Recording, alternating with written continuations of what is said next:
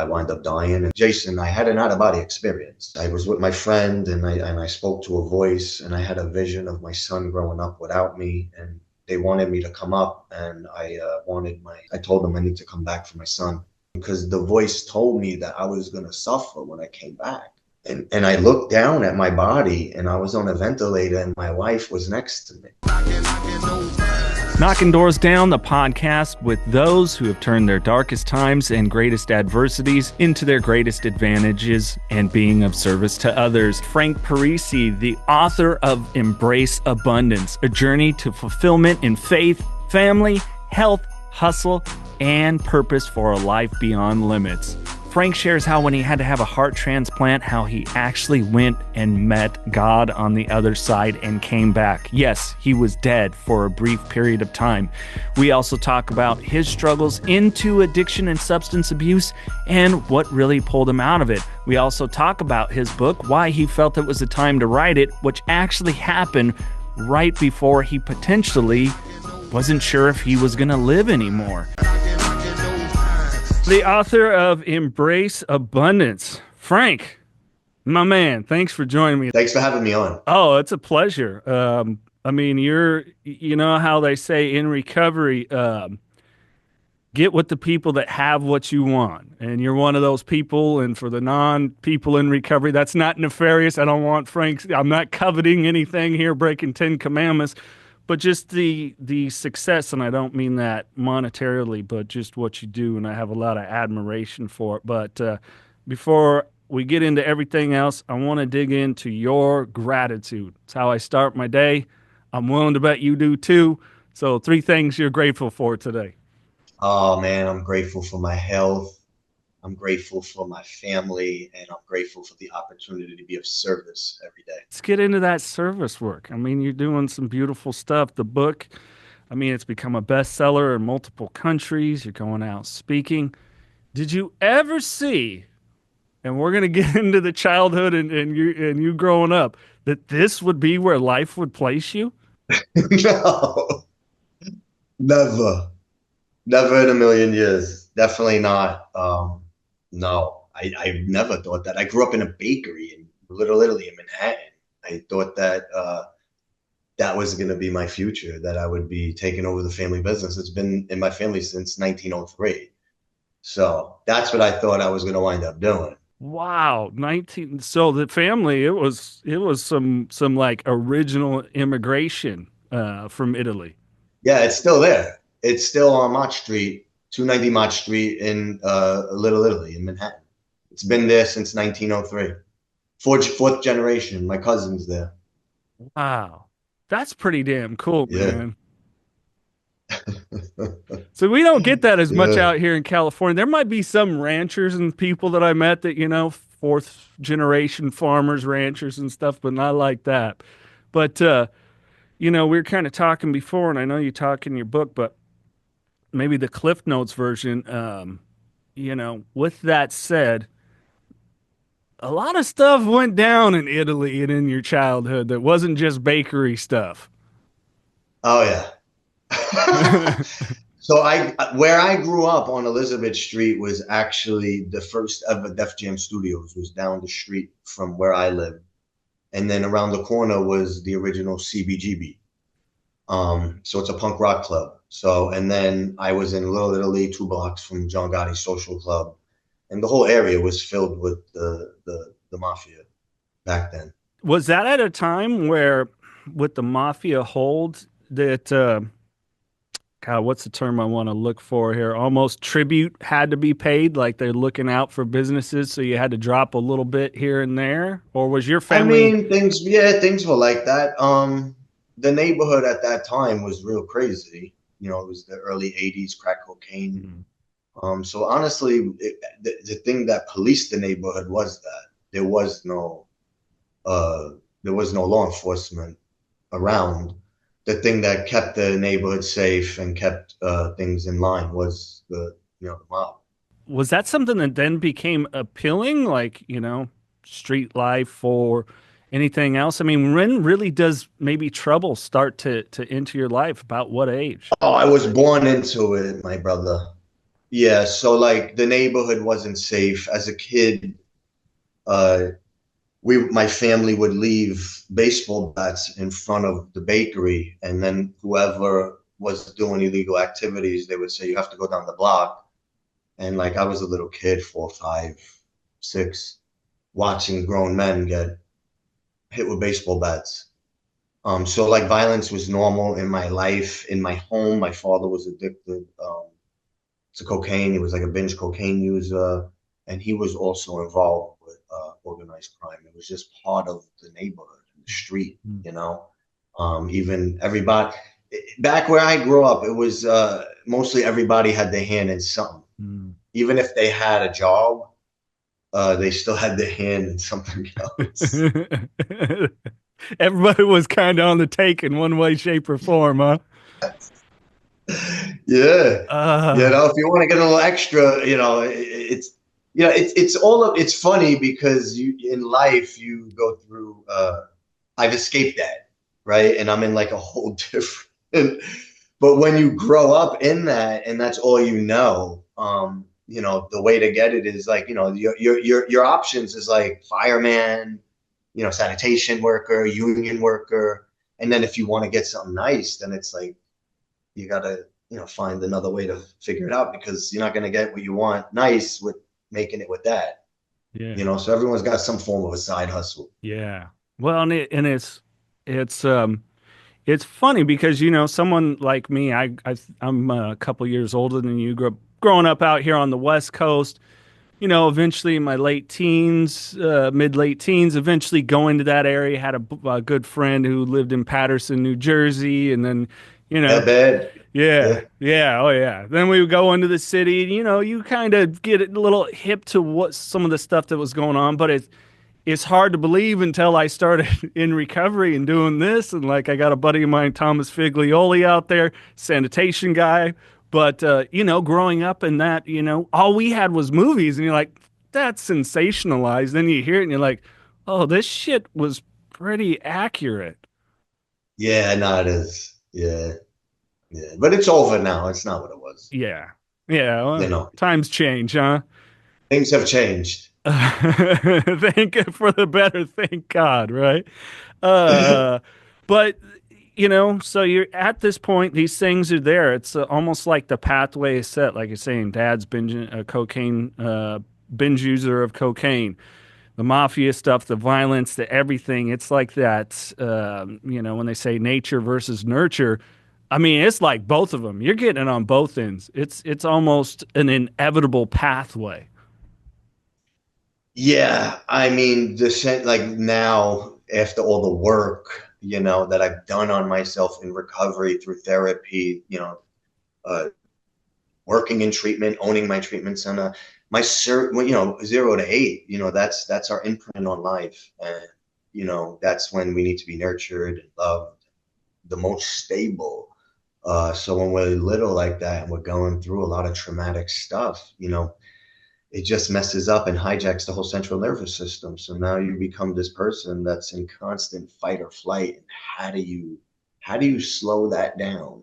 How do you slow that down? Well, when you find a substance to slow it down, you say, you know what, man, now I can deal with all the stuff that's going on. All this crazy doesn't seem as crazy because I'm chill right now. It feels good. The problem with it is that, you know, one leads to, how it is, the weed at 12 years old, it was fine, and then the drinking and then you find a pill at 16, but you're not like really, you know, and then you're graduating, and then you're drinking more and you're smoking more weed. And then before you know it, now you find these opiates and now it's like it doesn't matter what's going on because the life got more and more chaotic. Yeah, You know, yeah, my life. I followed suit to what my father was doing. I started doing things with him, doing that life. That whole garbage, that whole street, and that led to in and out of jail and treatment, and that whole cycle for 7, 8 years of just as an adult, not even as a kid now, because you're that hurt kid that never healed in an adult body. yeah. And the only thing you know how to do to cope with this world, because you never really developed or functioned properly in it ever, is by using these drugs, which become, the biggest devil in your life. Because at first it works and then it doesn't work anymore. And then before you know it, now you become the thing that you hated. You create the same thing over and over. It's generational. It will become generational until we become the one. Yeah. And it's such there's such an interesting study, and I forget what type of worm it was, Frank, but I want to play off of what you just said there until you become the one. So what they do with these worms is they would shock them and a light would go off above them at the same time. So, they would spasm from the shock, and they would do this over and over and over till eventually they stopped implementing the shock and just the light, and they had the same reaction. And it took 30 generations for those worms to stop reacting. And to me, that is the fascinating thing about when we talk the nature versus nurture and genetics and everything else. I mean, we are carrying not only the beauty, but the demons that can come with those past generations ingrained in us. Like my dad, I was a late bloomer, and I went, "Oh yeah, I'm never going to become an addict. What the heck?" And now I understand my father more than ever. Yeah, yeah, yeah. Well, there's the thing about the fleas. They put the fleas in a mason jar, and fleas could jump 3 to 6 feet. They put the lid on the mason jar, and the fleas jump to the lid. They keep it on for 2 weeks. They take the lid off, and the fleas still jump to the top of the mason jar, even though there's no lid. Yeah. They have babies, and those babies jump just to the lid, even though there's no lid. Yeah. So it's breaking the patterns. Knocking Doors Down by Carlos Vieira, now available wherever you get audiobooks. I wasn't done partying, and I didn't want the binge to end. I think I knew that when I finally got home, I'd have to face what I had done, and I wasn't ready to do that. Being responsible for my actions wasn't something I was looking forward to. I had abandoned my wife and baby, my family, and my business. I wanted to avoid the shame of returning to what I had left behind. Even though I was not yet going home, I wasn't sure I had enough resources to continue the binge. Click the link in the podcast description to find out more.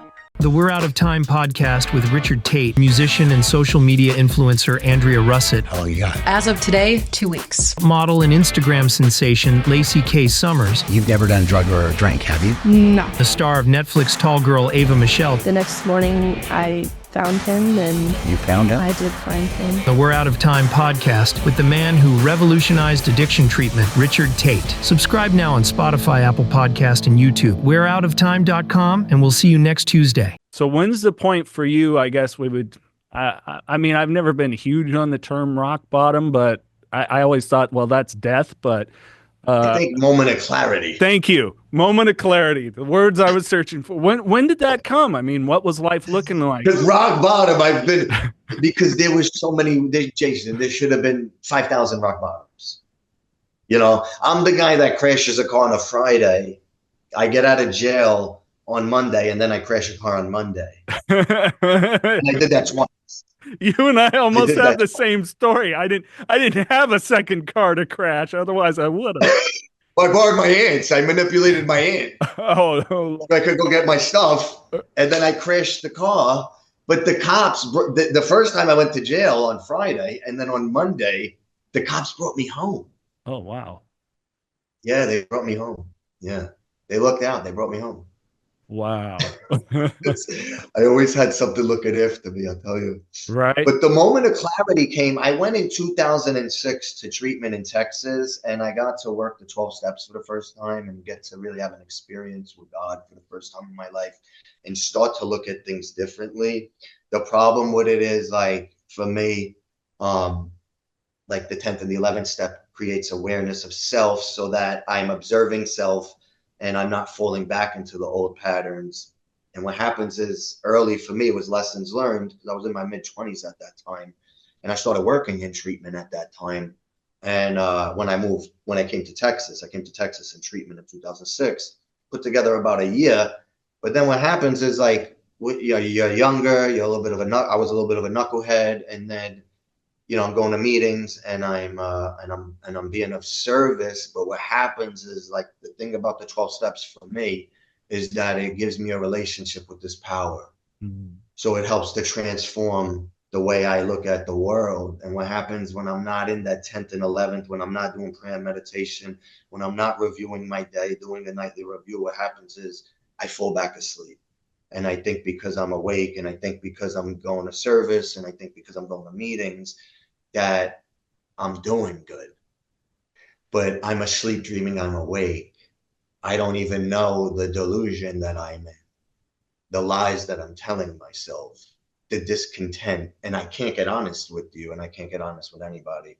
So then I relapse after that point, right? Because it's not about the external world. We go to the meetings and we're of service to share the message of the power of God in our life, but when I'm not doing anything to be with him and aware of self in prayer, in meditation, in intention, in action, then I fall back asleep. I start getting discontent. And that went to like 4 more years of, again, in and out of, hospitals, institutions, stints in jail.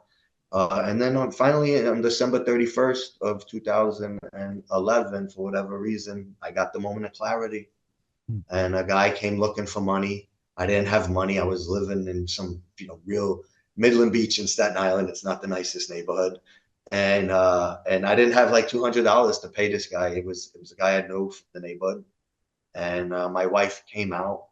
The big book talks about incomprehensible demoralization.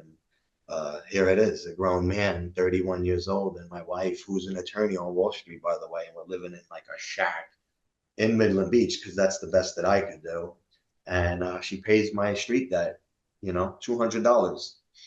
And that night I looked myself in the mirror and I said, because for a long time I was still not willing to let go of a lot of things,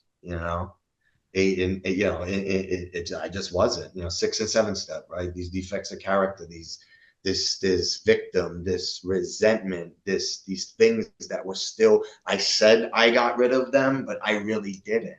I still had feelings towards my upbringing, my family, all these things. And finally that day, God gave me that moment of clarity, and I took full responsibility for my life. I looked myself in the mirror and I said, Frank, you're 31 years old. You're in a ditch.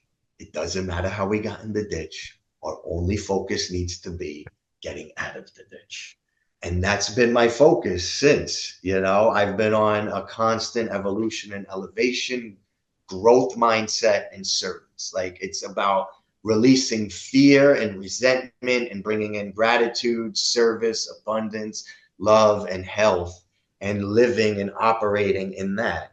But I only get to that place through action, daily action, through service of others, through my relationship with God, and through personal development, through the company that I keep, through surrounding myself around people better than me, smarter than me. Because I'm a dude from Little Italy that never went to college or never did it. I went to college for 1 year, but I have no college degree or anything like that. And because of my intuition, I believe I've become successful in my life.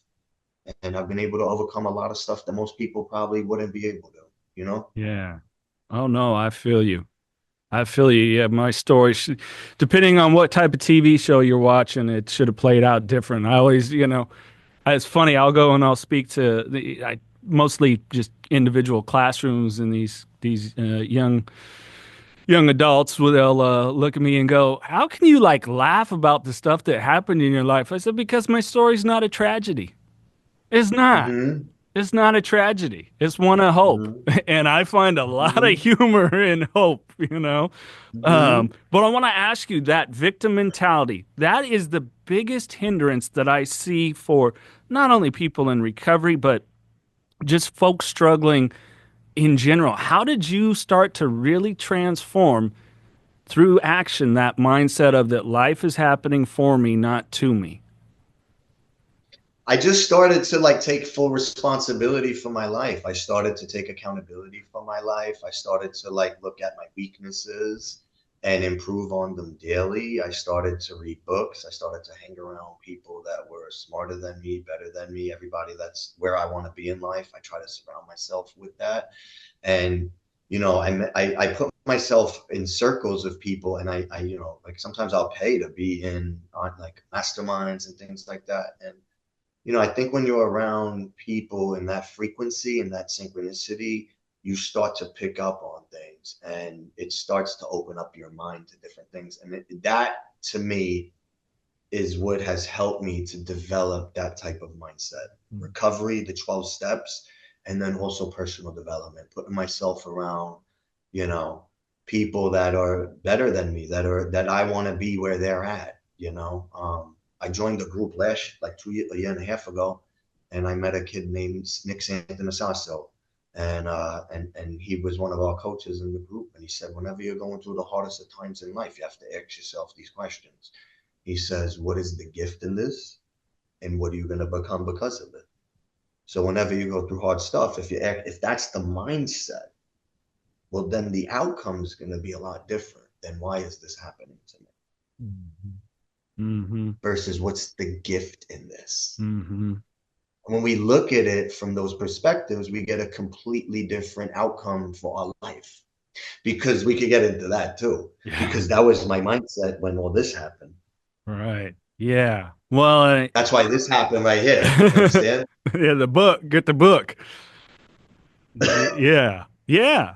Well, and it is. And I think that's you bring up such a good point. And yeah, let's segue here into the book in a second. And I want to talk about this too, about, your medical issue that it almost took your life, needing a heart transplant. I mean, it's gnarly stuff. But I think if we don't really have that ability to look at generally, and I don't know if this is some higher power stuff, people have faced stuff, or what it is, but the gift that we've been given in just really how unique we are, our fingerprints, these things work to open phones and all this, because these are the only fingerprint patterns of this that will ever exist. That's how beautiful and brilliant God is. Our retinal scan, only one. Our voices, why is there voice activated stuff? We might sound like another family member, but it's not exactly the same. And forensic scientists have even proven up to 99.95% they can identify someone by the bones in their ear and their hearing patterns. So it means everything we touch, see, say, and hear is unique to us and this experience. Like, we're already given a gift by just being here. Yeah, some of us are born in the mud and the shit, but how does the most fertile things grow? That's it. Yes, we're alive. Yeah. To feel all of this, experience all of this. I mean, I don't think we realize how beautiful the gift of life is on a daily basis. Just the simplest of things, just to experience this. Yeah. Well, I mean, let's take, for example, I'm awake to this, man. Yeah. Let's take, for example, just losing someone you love and that pain that you go through. But clearly you experience deep love and everything before that moment of loss. And that's the beautiful gift of it. I mean, we're all going to... That's why go love your people today. Right now. Right now. Right? Yes. All right. Book. When did you decide to write Embrace Abundance? I mean, you've been bestsellers list in 4 countries, am I correct? 3. Okay. Yeah. Germany, Canada, and America. That's a good list. It's a pretty cool list. Hey, listen, I'm grateful, Yeah.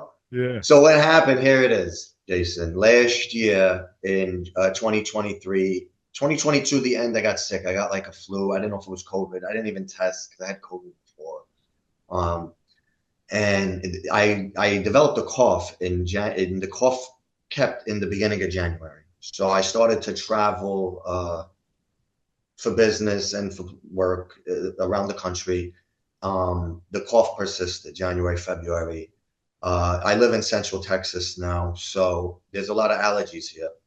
I went to 2 primary care physicians who treated me for allergies. It didn't get better. I was up in New York in March and then Miami, and the cough got worse. So when I got back, now it's like 3, 4 months of this cough. And it's like, there's no way this is allergies. So now I'm like, I need to start seeing a specialist. I'm losing weight. Been working out 30 years of my life. So I was in good shape. So you couldn't really tell what was wrong with me. So I go see a gastrointestinal because I was losing weight, wasn't eating as much. But I'm like, maybe I'm in my 40s, things start to change. And everything came back okay. And then I went to a pulmonologist and I had a cardiologist appointment a week later. The pulmonologist tests me, does all these tests, and says that you have the rarest form of pneumonia called organizing pneumonia. 3% of the population has it after COVID. You're going to have to be on 60 milligrams of steroids for the next 6 months. We're going to tape you down, and you're going to have to be on a high dose of antibiotics. 2,000 milligrams of amoxicillin is what they started me on. Wow. So I canceled my cardiologist appointment. I start the therapies and things get worse. I call them up. I'm starting to cough this orange stuff up now. And now I'm not eating. I'm losing weight. I'm fatigued. The cough's getting worse. I can't even get up. And they give me more medication. So finally on May 8th of 2023, that night I cough up a half a bottle, brother, like this much of blood. Okay. So that morning my wife takes my son to school. He's like finishing school. He's like May 15th was his last day of school. It gets weird, this story. So, and we can laugh a little bit about it. Because you're here. Because I'm here, brother, and I'm alive, and I'm grateful to be here with you, brother, right now. Likewise. Like, serious, you know? Yeah. And so, and I want your listeners to feel this, bro. And I might get emotional. I don't know. I go wherever God takes me. But, so I go in, and my pulmonologist says, "What happened to you?" And I said, "I told you that, like, I feel like I'm dying." So he's like, "We need to admit you." Now I have no family here, so they admit me into the Baylor Scott and White here in Lakeway in Austin, and they finally say that, "You know what, Mr. Parisi, you have sepsis, so we're gonna have to treat you with a lot of fluid right now." So they start pumping me with fluid. I'm there for like 8, 9 hours now.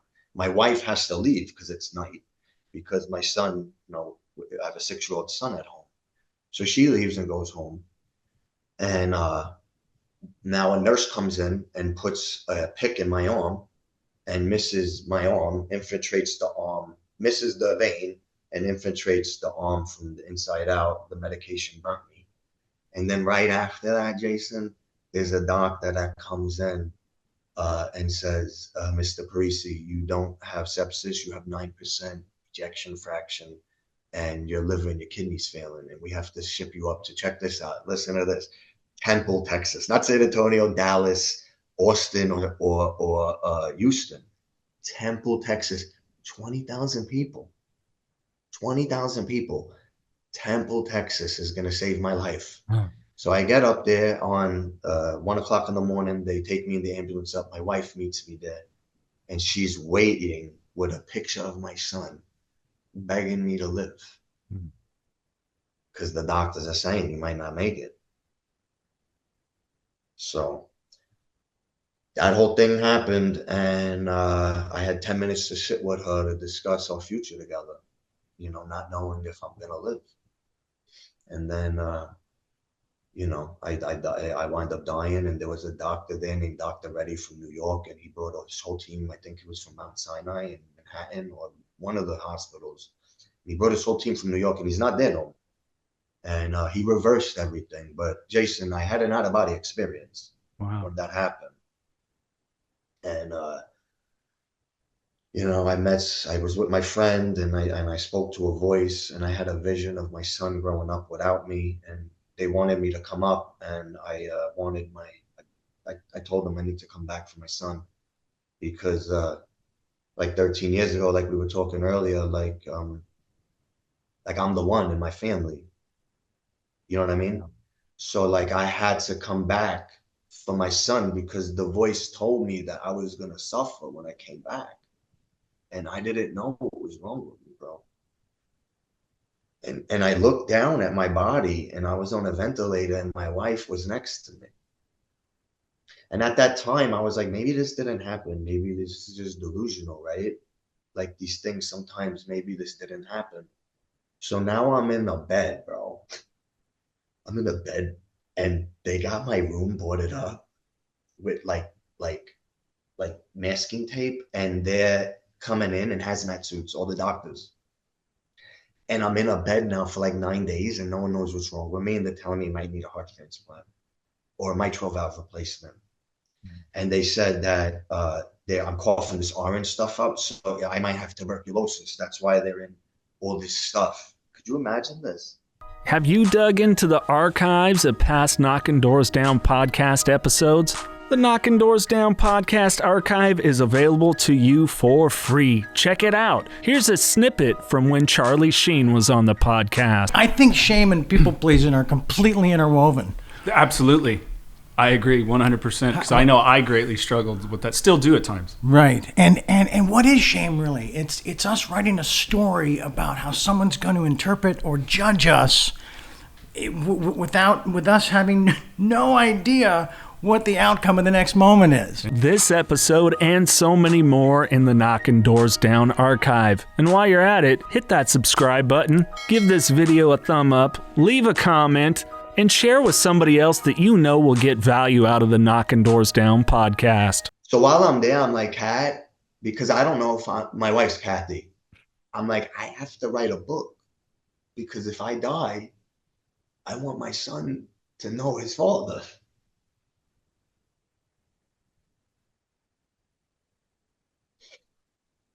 So that's why I started writing this book, bro.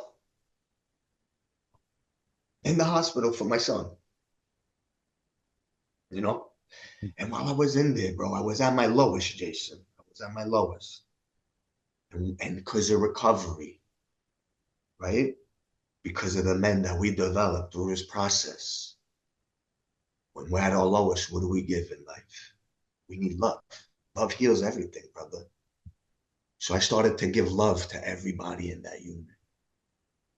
I started to walk around that fucking unit. I started to walk, bro. I started to walk. They put a pump in my chest. I had to get 13 staples. And because they were going to see, they were putting this most advanced pump in my chest called an impeller pump.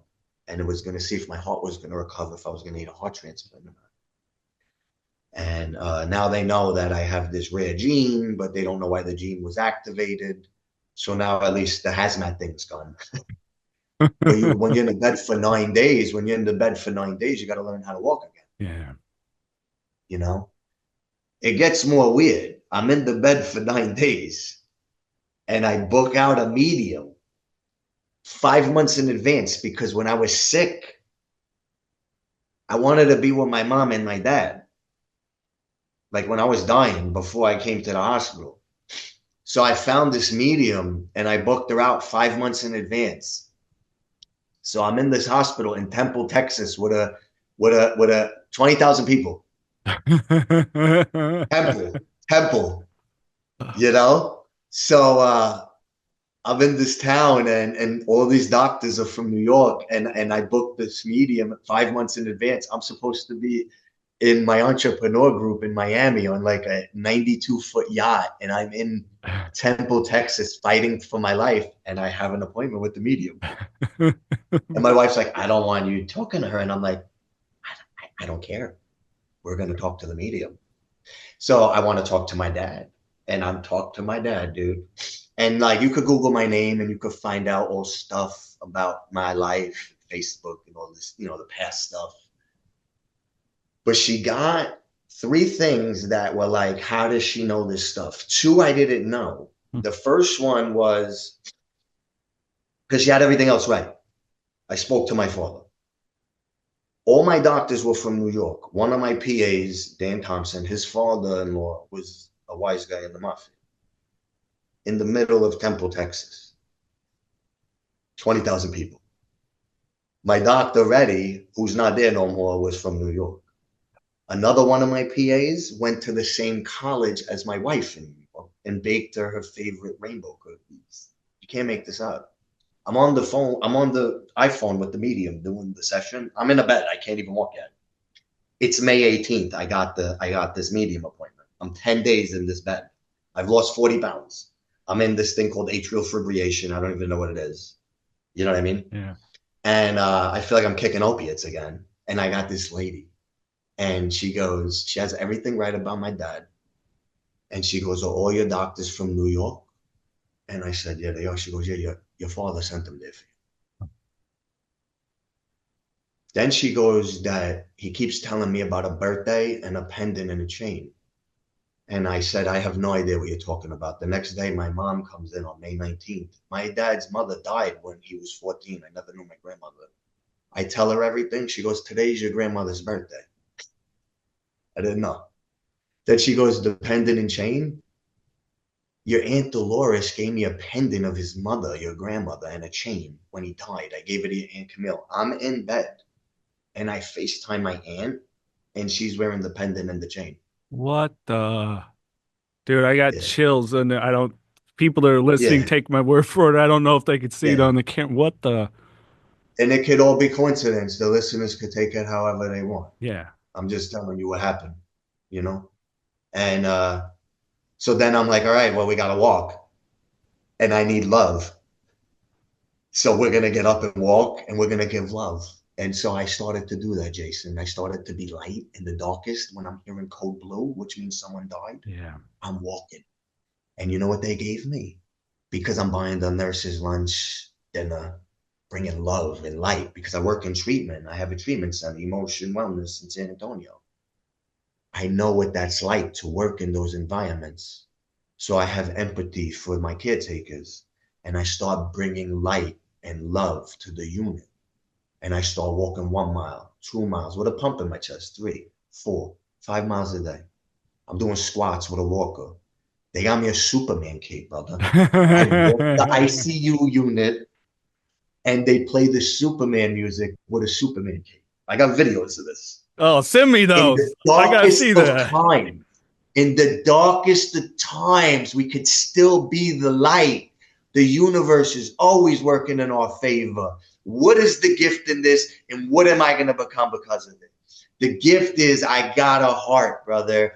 In one day, they said between 6 to 8 weeks, you're going to have to wait because your blood type is O positive. I get my skin debridement on June 1st. They come in June 2nd and said, tomorrow you're getting a heart, one day. This can be a coincidence too. All of this could be coincidences. It all could be coincidences. But now when you're waiting for a heart transplant, you have to go through all these tests, and you have to, you have to get vetted. You might not be approved, and then you're waiting for someone to die. Yeah. What are you doing with that with the rest of your life? Yeah. How can I not serve for the rest of my life? How can I not take care of my mind and my spirit and my body for the rest of my life? How could I not pour into others for the rest of my life? How can I not create and develop the greatest version of myself and give myself to others for the rest of my life? Yeah. And then on June 3rd, I received this gift of a heart transplant, and me and my wife started writing this book for my son, for Sonny Parisi. But now it's for the world. We started writing this book in the hospital, and then it became a bestseller, in 3 countries.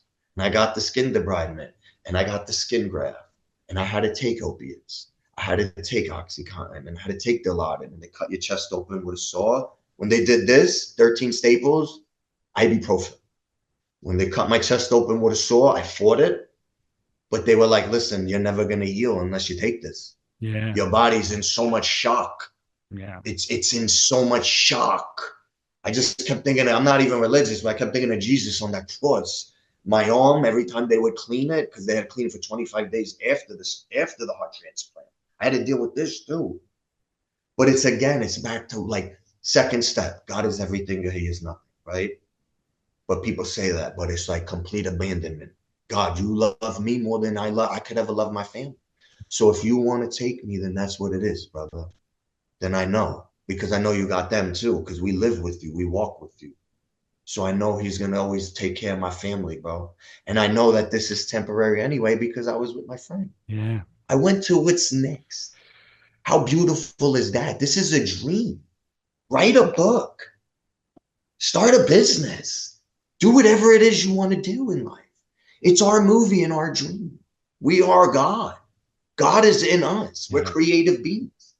And that's what I did. And I walk in faith continuously. Like I had to get 18 17 biopsies this year. Oh, They go in my neck and they take 3 pieces of my heart out.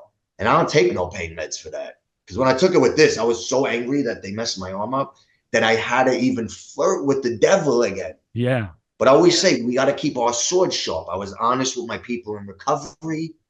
I was honest with everybody, and I knew this was the devil. It was another test. Yep. It was a test. The universe was testing me. Am I gonna go like? I've always been tested, Jason. I was born into like this weird dark and light. You know what I mean? It's always pulled at me from both directions, but I always stay in the light, brother. Yeah. Because I've lived in both. And I love the light a lot more than the dark. Yeah. You know? I really do, brother. Yeah. So that's what it was, man. It's been like this amazing journey, bro. It's so crazy. And all this other stuff that's happening. And it's all coming to me. I've looked for nothing in my life. I even had a business. I helped grow a company. Even while I was in the ICU, I was working because it's just in my DNA. While I wasn't unconscious, I'd work. Sounds familiar. Keep routine. Yeah. And then like in April, like the eclipse happened, and then like me and the partner, we just split. You know, so like even this year, all my finances were stripped. Mm. Friends, you see who's who and what's what when everything's taken from you. Yeah. And then it was like, this is like, and then you know what I got to see? I got to see this. I got to get clear on this. All right. 3 weeks ago, I happened to get the mail on a Friday. Never get the mail. My wife usually gets it. I get the mail. I've been waiting for my donor's family to reach out to me. Right? Huh. It's my donor's family. This is the heart donor. The mom, the heart donor's family. Yeah. So I found out. You ready? Yeah. I have a 19-year-old girl's heart in my chest. Oh. Wow. Her name is Kaylee Bearden. So all connected, brother. Wow. There's no separation. I have a girl's heart in my chest right now. And I got to speak to her mom and her dad. They're not together. But the father, when I spoke to him, was renewing his vows the next day on Saturday. What's the odds of this? This is like a movie. He says, would you be willing to come 5 hours away, Longview, Texas? I live in Austin, Texas, to be at my ceremony with my family. Kaylee's 6 sisters and brother will be there, and the whole family. So I drove all the way to Longview, Texas with my wife and my son. Never met these people, but I was there to renew the vows. And I got to have the whole family listen to my chest and listen to their heart, bro. Oh, God, I get emotional. And like cry in my eyes, brother. And I accepted it. The love, the sadness, the healing, the connection, all of it. It's all spiritual and divine, all of this. We're all connected. There's so many messages in this. There's the message of hope. That it doesn't matter where you start or what your current circumstances in life. Develop a human being so strong that can withstand anything and still thrive. You know, hope creates belief. Belief changes the world. You know, so there's so much beauty in all of this. So much beauty. We create your dream. We're in a dream anyway. It's your movie. So many people live in fear. We live in fear. Step out of it. There's nothing to fear. This is temporary. We're all going to be together. Yeah. We're all going to be together. Yeah. You're not Jason LaChance. You're a vibration, frequency, and light in a body avatar on this sitcom of Earth. That's right. Damn right. That's exactly what it is. So let's have the best sitcom. Right. And it's true. I mean, it's the hero's journey from the time I was a little kid to the 46-year-old man now. I still just love the hell out of Star Wars. And it's the hero's journey, and we get to decide. Because at the end of the day, Luke could have stayed on that same damn planet with his family gone and everything else, and when it's all lost. Or we can continue to go and embrace these things. And I love and why I refer often back, especially it's so pertinent with your story and mine and so many people in recovery and life in general. It's easier to embrace the dark and the anger and the suffering as opposed to the light. But once you start to get in it, like people ask me, do you ever get tempted anymore? I'm like, no. Like it's not even a No, thought in my head. Like I'm going through no. some things right now in my personal life that just royally suck. Like they're worse than the things I used to drink and use over or blow up relationships or whatever it was, or my finances and all that. And it's like, it's not even a thought in my mind. It's, That's where our growth is. yeah. My goodness. Every time we're going through the hard, it's the time we grow. Yeah. It's the only time we grow. Yeah. So I always say, embrace that, embrace the suck, embrace the pain, get a reward from it. You're always going to get lessons from it, but it's how we internally talk to ourselves. Am I looking at this as a lesson?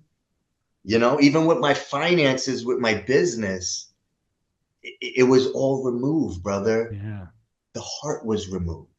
Yeah. Okay. The heart, and here, I got clear on it. The heart had to get removed because it held so much generational curses and trauma that God knew better than me. The universe knew better than me to take my heart and give me Kaylee Bearden's heart because she's 19.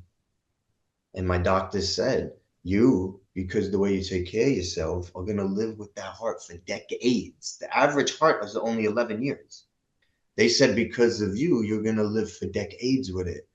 So God knew to give me this young girl's heart so that I could truly fulfill my mission here, which is to bring hope, because hope creates belief and belief changes the world.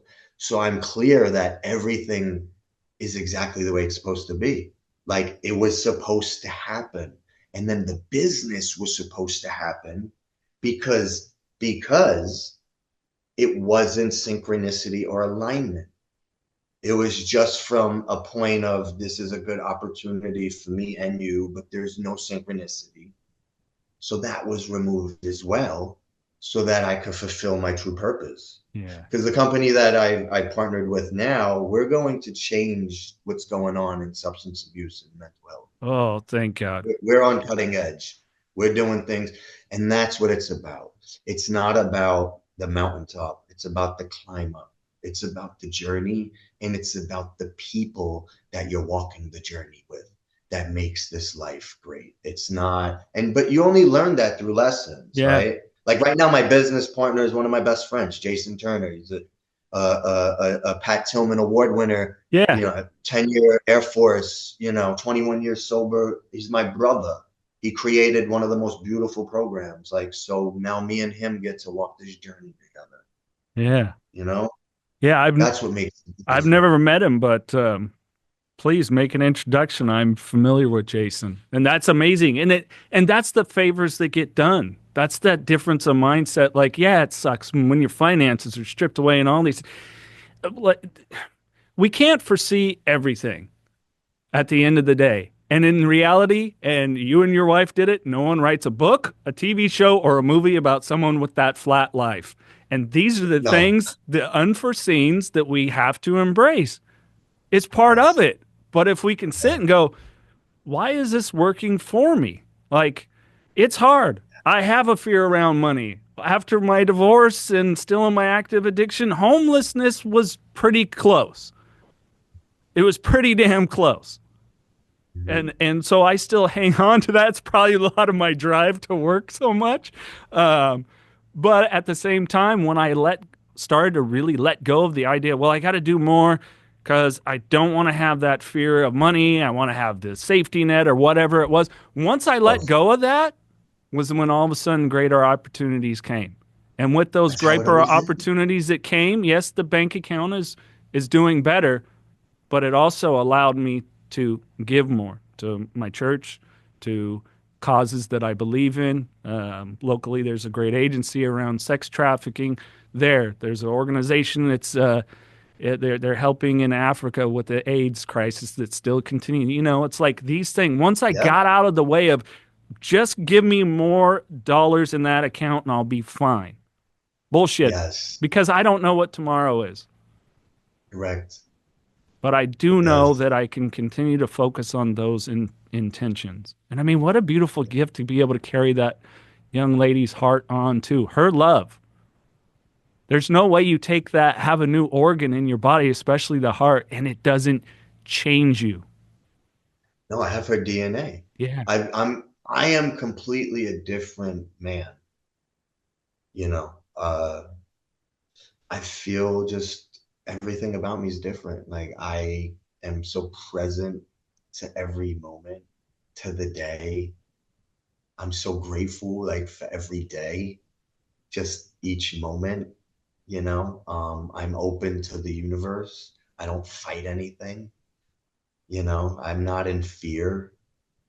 Even if I don't know when my time's gonna go, but I don't have fear. There's all these health issues that, even though I look so healthy, like sometimes my liver goes up and then they gotta adjust this med or do that, and I get labs all the time, but I don't live in that.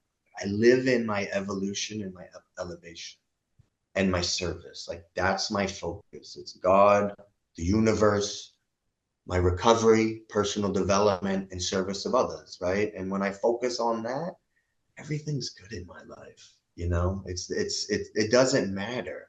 And this is again temporary. I just want to have more time with my son. I want to be here for him. I want to watch him, have kids and be a grandpa and I honestly see myself, really helping raise the vibration of the planet, for the people that are willing to, hop on the frequency, Yeah. not everybody's willing to, not everybody's going to get down with what I'm throwing, some people might listen to this and say, yeah, whatever, but the ones that don't, will raise the vibration because this is truly a dream.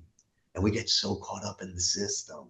This thing, like, think about it, Jason, the thing that gives us life, we breathe. Do you breathe? How many times do you breathe unconsciously? The whole day. Yeah.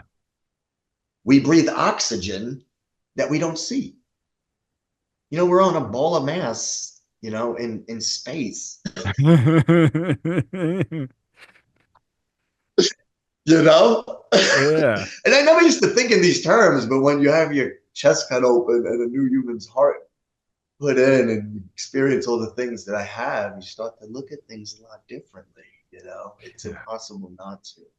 And once you see certain things, you can't unsee them. And once you've experienced certain things, you can't unexperience them. It is what it is. So Yeah. I'm blessed for all of it, bro. I wouldn't change anything. Yeah. I'm grateful for all of it. Yeah. Well, and that's the beauty of when these things come into consciousness, right? Once that awareness is there, I don't know how many times I've had this, and I know you've worked probably with a lot more people than me. Younger guy, Celebrate Recovery, when we're talking after, and he's talking about like how he sees this family dynamic, this finances, actually saving all these things, and I go, you're screwed now, right? And he looks at me and I go, you're aware. You can't become unaware. You can't become unaware. And I go, this is good. Yeah. This is good. Yes. You're on a good path. Yes. Hey, Frank, before we get to random questions, because I could probably talk to you all day, if people want to check out the book, more about your treatment facility, whatever it is, what's the easiest ways to do so?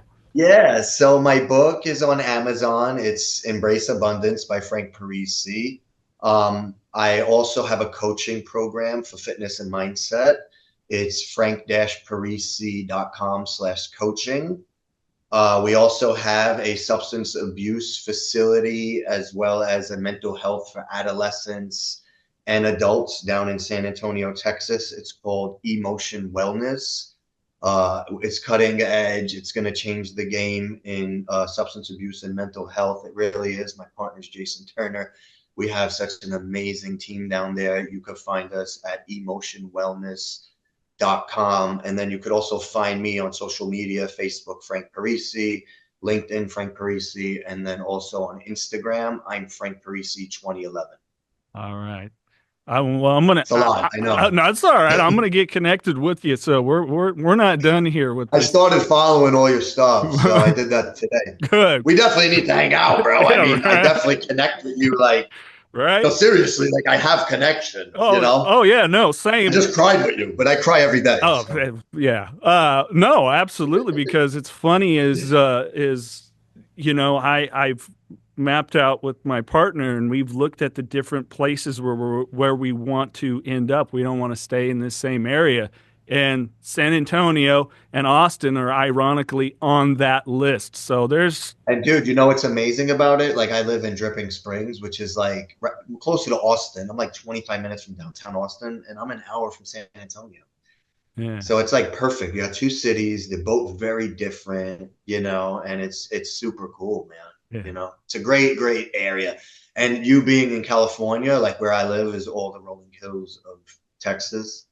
So it's like the hill country. It's the prettiest part. Yeah. Well, that's All vineyards and stuff. I mean, obviously we don't drink, but there's all like it's all pretty. You know what I mean? yeah. It's really nice. Yeah. That's like here. I mean, Yosemite's in my backyard, so Yes, exactly.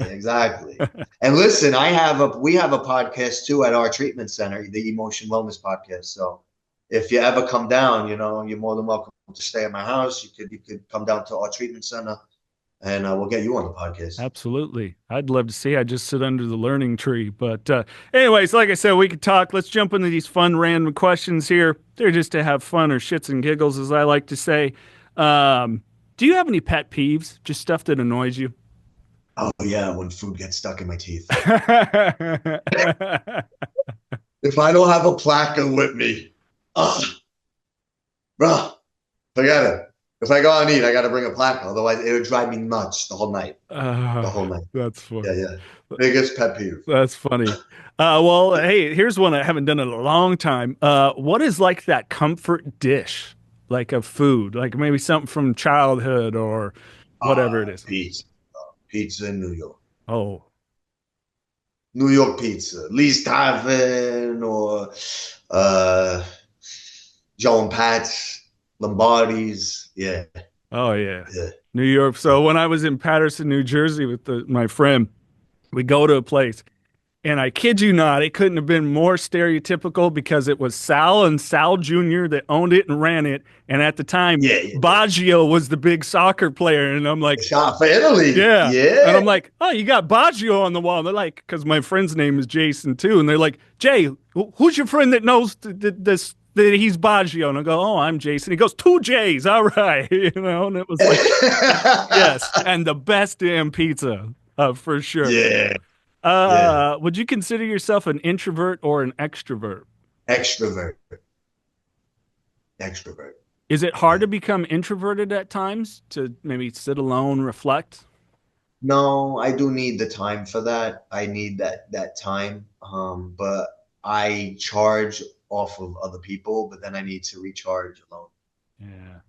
See, I'm weird is that I do a lot of extroverted work because, like, matter of fact, as of this recording, less than or just over a week away, I'm doing ring announcing for an MMA event. People are like, oh, you're so good, you do that. And I'm like, it's a skill set. But at the end, like, I just need to go home and sleep. Like everything's got to come out to be able to do it. And by the end, my voice is gone and everything. So. Yeah, I need my time. I need my time of reflection at night. I need that time. And in the morning to ground. I make sure I get up early before everybody to give me that time in the morning. Yeah. Like when I coach my guys every morning, it's prayer, meditation, intention, grounding, reading, journaling, water, workout, sunlight, healthy meal. And that's before we hit the door. Right. Yeah. Yeah. My rituals and routines continue to get better because I realize how much I need to do to get my mind right. Like, I don't wake up feeling good. No, we got to plug in. Yeah. I don't have restful sleep. I still don't know what that is, but I got to do that work to get it so I don't go up and shit all over the world when I walk out the door. That's right. I'm with you. Do you have a hobby or an interest that people would be surprised to learn about? I mean, I work out. I don't know if they would be surprised about that. That's my main hobby. And I coach flag football for my son's team. There you go. Yes. That's cool. I coach kids. Oh, that's too cool. That's so fun. Tomorrow we got a big game. Oh yeah. Well, are we looking towards a championship here or We're playoffs? going. We're trying to make the playoffs. There's 12 teams in our league. Not everyone makes it. We're in Texas, so there's like little cheerleaders and stuff. It's like he's 7. It's a big deal. Oh yeah. You know, Oh yeah. Football in Texas isn't a pastime; it's a religion. crazy. I went to the high school game here last week. It was like 15,000 people. High school football. It's funny. I got all these questions here, and we've answered all of the rest of them, but I'll pull out one that people seem to always enjoy. You're stranded on a deserted island. You have one movie with you, one book, and one music artist's greatest hits. What are they? Oh wow. Oof. Wow. Oh man, book. Let's think. All right, Bob Proctor, The Art of Living. Movie, The Godfather. I don't mean to bust your balls, but that came out very stereotypical. Like I'm not surprised. It's a great It's a movie. movie I can watch. Oh, my mother was in it actually. Really? Extra. Yeah, because we grew up in Little Italy when the San Gennaro feast with Robert De Niro. When he's outside with his family, she stayed the next to him. I'll be damned. That's cool. Yeah, but she was young. But yeah, very cool, right? My mom was in it. That is cool. And then music. Oh wow, man. I'm a hip hop head. I grew up with hip hop. Probably like Wu-Tang. Oh, yeah. Wu-Tang's greatest hits. Yeah. I'm friends with some of those guys still. Really?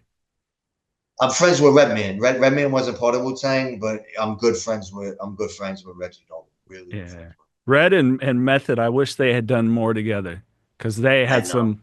It's still. I got my old school hip hop playlist, and like Time for Some Action hops in. And, I know, bro. You know? Bro, when they come to Austin, I go on stage with them. That's cool. South by Southwest. Yeah, I was with Redman and Talib Kweli for South by this year. Nice. And I appreciate, I don't know if, and I'm sure you know him, but recently it was so eye-opening to me. He was talking openly about having, extreme anxiety and stuff. And I just love when these people are putting more of that out there, because oh, brother, that's why me and him connect so much. It's on a spiritual level. Like he stopped smoking weed and all that stuff. So it's like it's everything synchronicity in life. It's all from a place of spirituality and true connection and authenticity. It's not some. That's what I mean when we connect. Yeah. I don't care who you are. It's about who you are. Yep. You know what I mean? The man, Jason. Yep. Not the status of who Jason is. I don't really care about that. It's about who you are as a man. Yeah. Of where the synchronicity is going to come. You know what I mean? Yeah, I do. And that's probably a good thing. I don't like transactional relationships, and B, I mean, I don't know, people toot my horn and I'm like, okay, I guess. So it wouldn't matter to me one way or the other. Man, I listen, after everything I've been through in my life, you got to realize when I was in that hospital, I had 6 weeks where I didn't shower. Oh, you know what I mean? Tubes all in you. Nobody is the shit. Yep. Excuse my language. But that's coming for all of us. I just survived it.